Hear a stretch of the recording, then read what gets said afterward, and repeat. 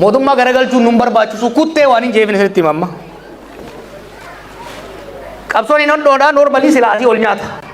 Qabsoon hidhannoo naannoo Tigraayittis, Amaarattis, Oromiyaattis gaggeeffamu caasaalee kana nyaateetitu jira. Diinagdeen laamshee jira. Birookiraasiin laamshee jira. Amma bar bulchaan maal hin jiru. Milishumaatu nama cafaqa malee wanti tajaajila uummataa sadarkaa qabaleetti kennu hin jiru.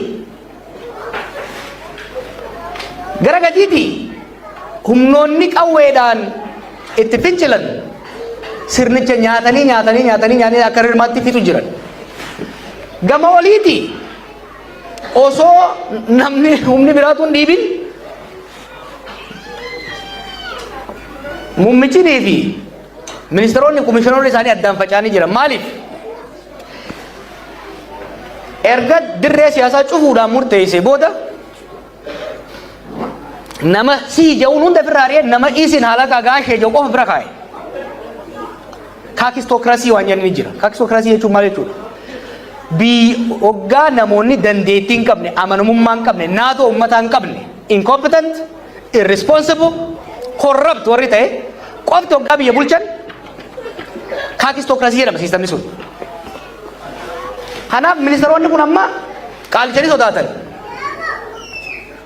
Namichi inni arrabsa ni ari'a ni hidha. Kanarraa kaka'e waan dhugaa takka itti himan. Waan inni gubbaa kappitu kunaasirraa hin jiru. Fudhataniituma usan. Waan fudhatan san immoo hojiitti ni kan. Maaliif itti namanan? Takkaa itti namanan, takkaa dandeettii isaan qaban. So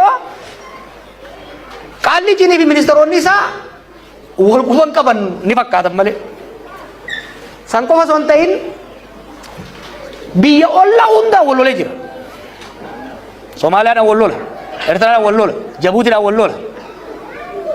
Keeniyaan an keessa tureenis akkasumara jaalaltiin jirtu. Uganda, Rwanda, addunyaa mara except Emireet malee.